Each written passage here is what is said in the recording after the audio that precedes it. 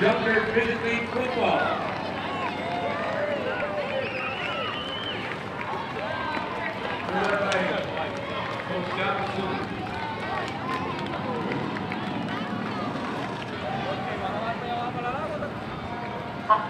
Phil Collier, one of the coaches, also running for legislator in the district here at Dunkirk.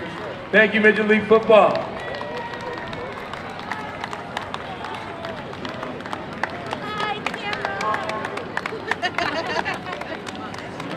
Councilman Cipoletto marching in the parade, the 4th Ward. The Access 12 filming. Look at this large 45-foot speedboat. The Blue Heaven.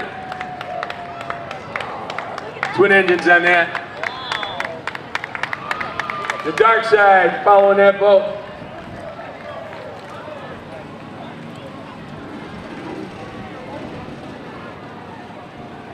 Cross it this far.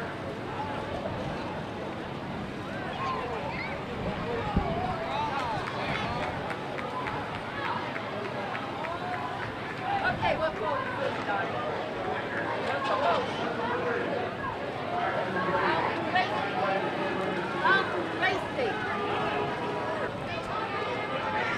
Hey, we're gonna get smart.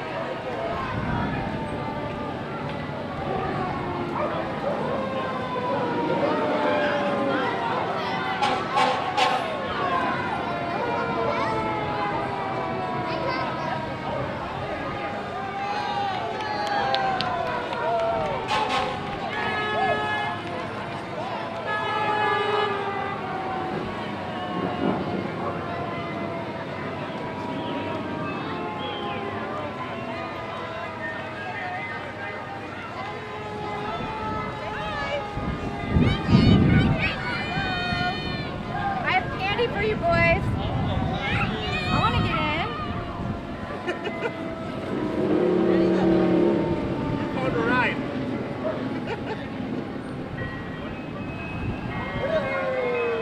See, didn't even notice. Didn't even notice.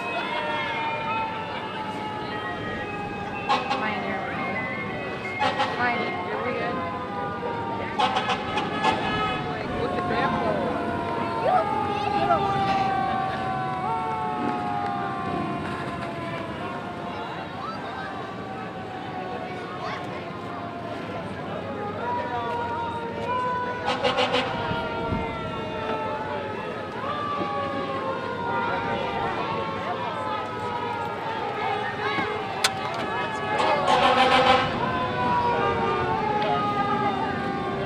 Hey, Lee. Hey, what's up, buddy? Say hi, wave.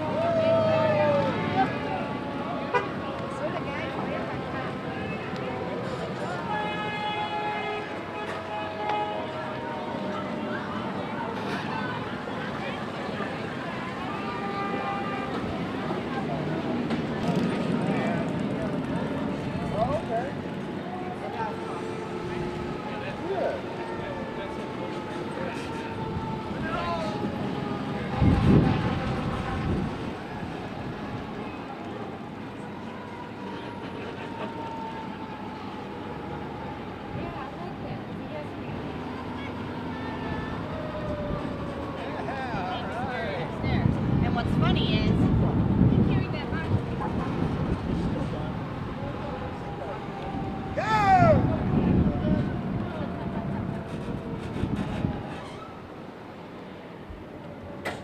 girls rule, Number 8. boys rule. All right, I'm Jordan Rosas here with Dunkirk Access. I'm here with the Wicks Racing Team. We got Scott and JP. Gentlemen, how's it feel to be in Dunkirk, New York for this race? It feels absolutely awesome. The town has laid out the red carpet for us. We are so happy to be here and have been met with nothing but thank you for coming. So we're extremely happy to be here. Well, it's great to have you guys here. Where are you coming in from? I'm actually coming in from Charleston, South Carolina. From Burlington, Vermont. Wow, how'd you guys meet up? That's quite the distance. Well, it was just several years ago. I was racing with one team and he was running with another team, and one day he called me and said, "Hey, you want to link up and start a new team?" And here we are. So how long you been racing together? What about it, 6, 7 years now? Yeah, 6 or 7 years. Nice. So do you guys both drive or? Well, primarily we both typically drive. I've jumped in.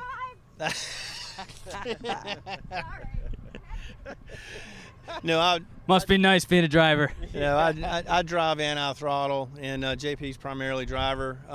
Do the logistics and some other things. Our crew chief unfortunately couldn't be here, Dennis, and our primary throttle when Eddie couldn't make it as well. But we got the boat here, and he and I are ready to go out and take care of business.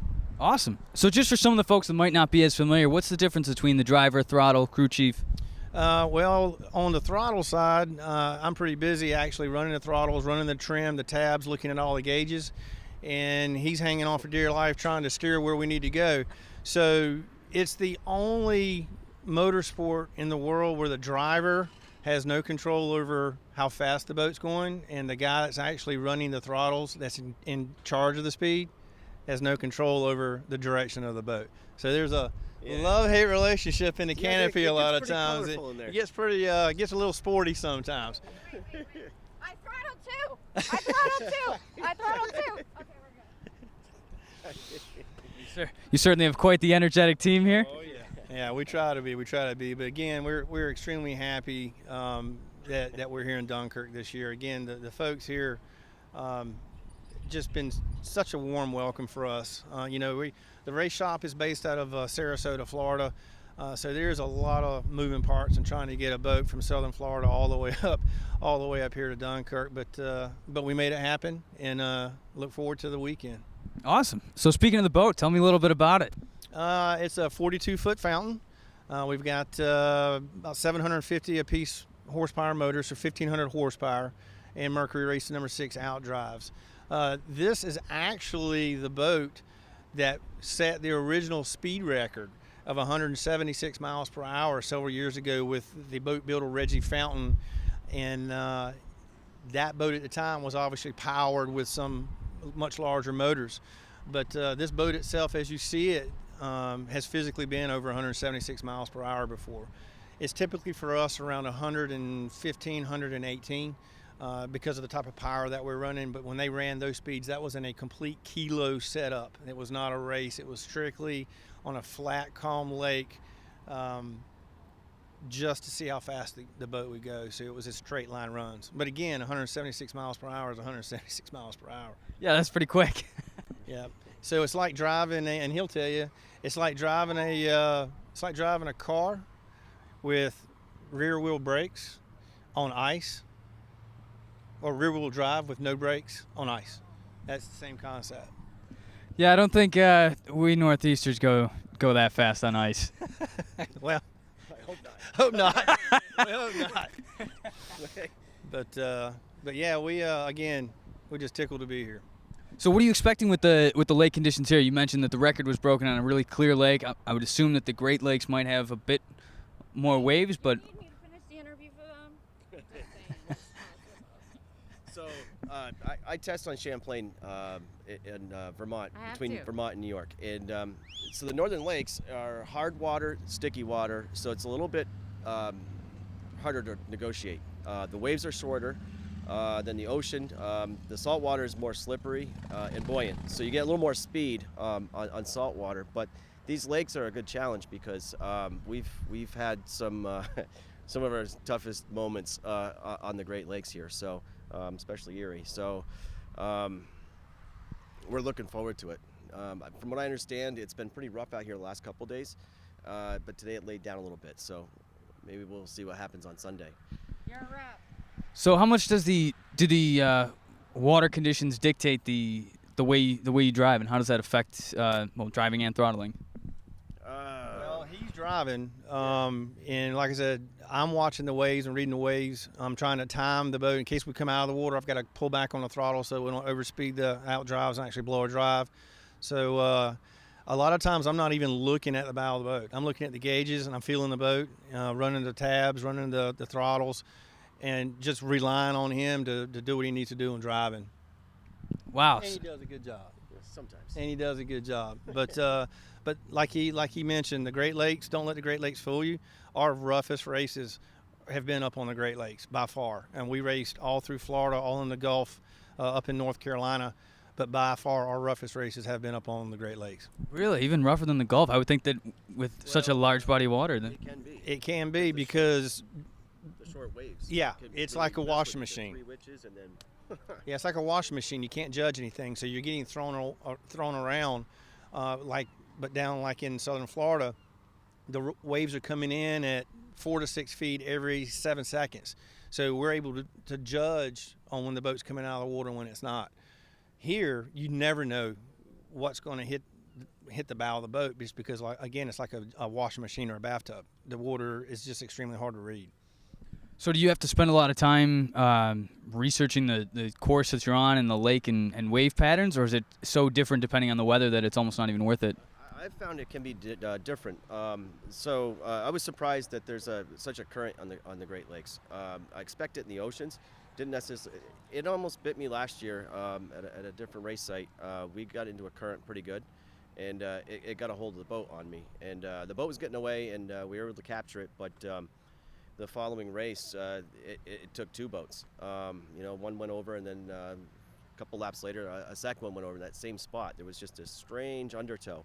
So it can be really nice. It can trick you. It looks nice and beautiful, but it wants to bite you.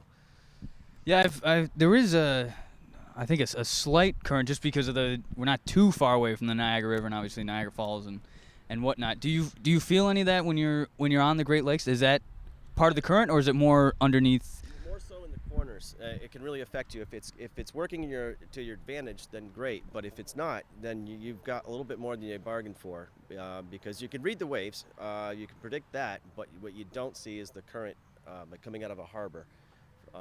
That could really send you for a little spin. Yeah, like our harbor directly behind us. When we come into the harbor here and we exit, we're going around that seawall.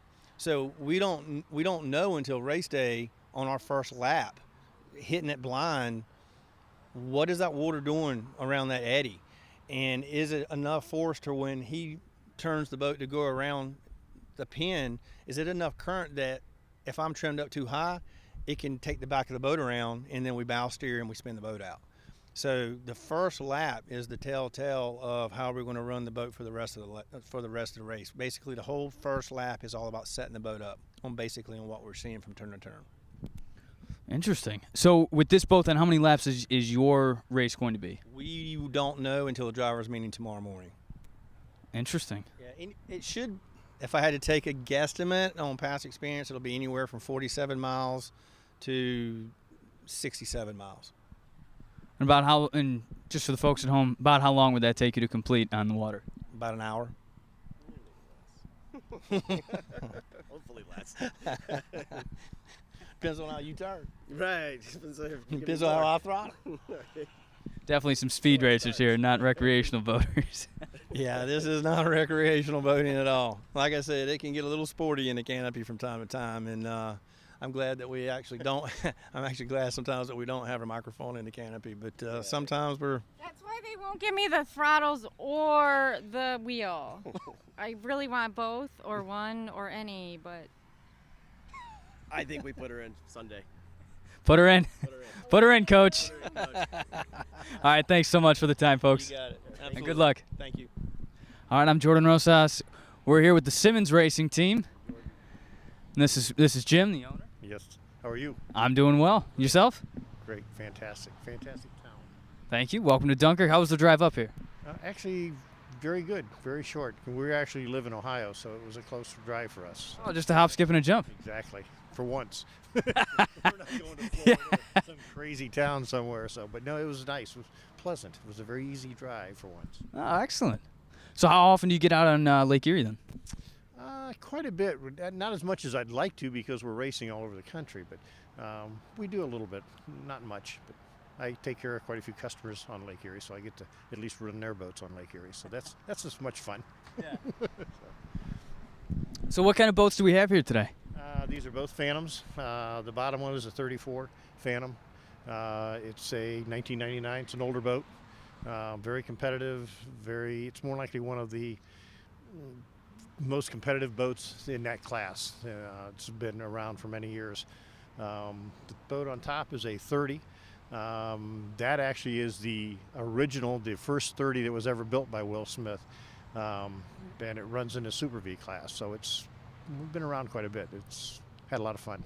So what year is that one then? That is a 97. It's an older boat, so I got the older boats here. Still run well though? Oh, very well, very well. This particular boat's in first place right now. The top one is in third or fourth place overall, so doing well. So how many boats do you have in your fleet?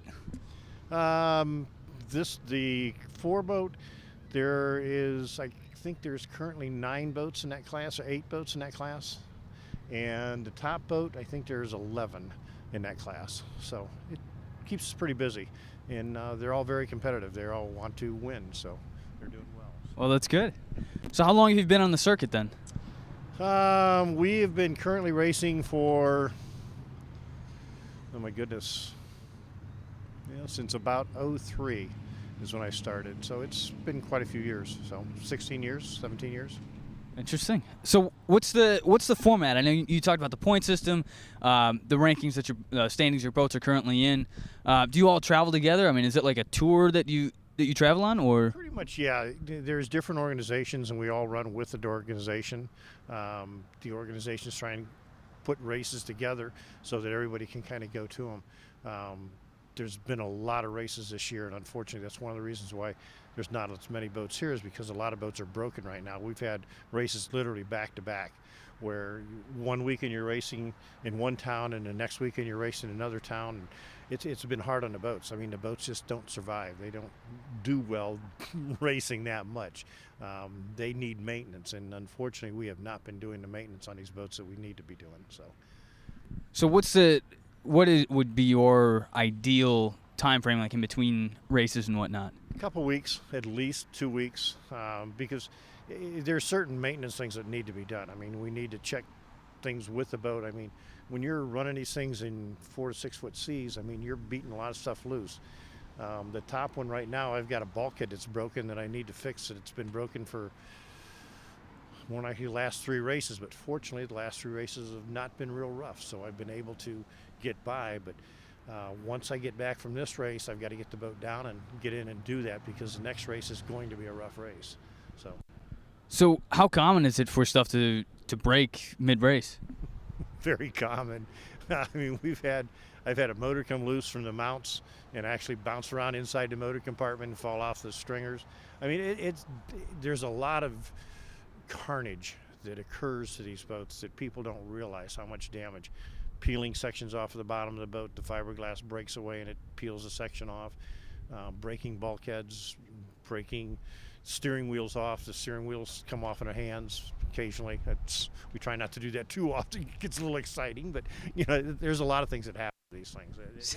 We're abusing them, put it that way. Hey, you seem pretty calm about all this stuff that'd be a disaster for most boaters. Well, and it is. For the average boater, it is, but it's stuff that we become accustomed to. I mean, we're pushing these things past their limitations of what they should be doing, and we do break things. I mean, the 34, I've broken the drive off completely and had it hanging off to one side, and the other drive basically uses it to get it home. The 30, I broke that drive off completely and just about sank the boat. So making 2 turns. I mean, that boat's gone around in circles more than once. you come into a turn too fast and off you go. Whoosh, whoosh, whoosh. So what do you do in a situation like that when something goes wrong? You sit there and hope that no one's around you and no one's going to run into you, and you get kind of composed. And usually they have tow service that comes out and picks us up and brings us back in, puts us back on the dock, and we fix it. Back in next week. Now, is there any sort of like ejector or any, like, I mean, if the boat starts sinking, I mean, what do you do out there? You're kind of far from shore. Life jackets that we have to wear, and the safety crews in all these races are very good. I mean, if something happens to one of us, we normally have a crew ready to be in the water within 3 to 4 seconds. I mean, they're normally in a helicopter. There's normally 4 or 5 safety boats in the water. So if something does happen, they're usually right there to help us. Yes, we can get caught in a boat. One of the gentlemen that I used to race with got caught in his boat, hit a previous boat that he was running. He actually got caught behind the steering wheel, and they actually had to go in and cut his seat belts and his belts to get him out of the boat. So, but like the top boat has oxygen. We actually have a breathing system in that. So if we do go over, we can hold. It's a scuba tank basically, so we're basically going into a scuba. The bottom one is an open boat, so if something happens there, we normally get ejected out of that boat. So, and you're just floating around in a life jacket, just hoping no one gets too close to you. So, Now, I mean, so how? I mean, you just eject. I mean, that's gotta. Is there any technique that you have to do when landing in the water, or is it just? nope, just hope everything goes well. Hope everything goes well. In this particular boat, you're not allowed to use seatbelts or anything like that. You're not strapped in. So literally, you're in a seat with a life jacket, and it's a big life jacket. So when you come out of that boat, I mean, and it comes out, you come out fast. I mean, you're going into a turn, and the next thing you know, 2 people are out of the boat because you spun the boat. It caught, and it just literally ejects people out of the boat. We have kill switches on it that shuts our engines off, so that boat stops. But you never know who's right beside you, how close they actually are to you. So in a situation like that where you had to hit the kill switch and stop the boat, like how much distance would it take to stop the boat? I imagine, you know, it's going to take a lot longer than a car on asphalt. When they shut down, they normally go more likely 50 yards, 25 yards. I mean, they don't go that far away from you. That's it. Yeah, they don't. They come down pretty quick because, I mean, they go from wide open to basically stop. And a boat has a lot of drag. That's one of the reasons that these things don't go as fast as they do, because of wetted surface. And once the boat is off of its running surface, it's down in the water, so it's all drag. It's just kind of like a brake trying to slow the thing down. So it slows it down fairly quick. So what are the like top speeds and average speeds and cruising speeds for the 2 boats here? Bottom boat, we run a class. The 4 indicates the class that we're running in. The 4 meaning on the 404, I should say, means that the class that runs is 4 and my number is 4, and that's why it's 404 on that boat. 4 means that we can't go over 85 mile an hour. We're allowed to run up to 85. If we exceed 85, and it's on GPS, we're disqualified. So we have to run basically 84, 6, 7, 8. If you hit 85, you run a chance of being disqualified. The top boat, it runs in a different class. It has no speed limit. It can go as fast as it can. That particular boat runs close to 92-ish. So, and that runs in a class that's more likely got 11 other boats in it. And I mean, in that group is all right there at that speed. I mean, they're all pushing that same number. So we go into a turn, I mean, there could be 5 boats in that same turn trying to make that turn. So, and those things slide a lot. They're not like a car where it stays on the turn. They want to slide over and hit waves, and they could jump. They do all kind of crazy things. So it's a lot of finesse more than speed with these boats.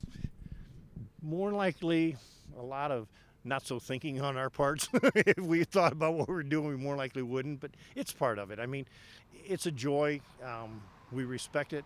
We respect the other people that are around us, that they're doing as much as they can to be as safe as they are too. It all works. I mean, we have a good time with it. So, I mean, once the green flag goes down, everybody's there to win. Green flag's done, and their checker flag's out, everybody's back to being friends. So, and if my boat breaks, they help. Well, that's great to hear. Yeah. We wish you the best of luck. Thanks so much for the time. Hey, not a problem. Thank you. Appreciate it. Thanks. Great town, too. Thank you.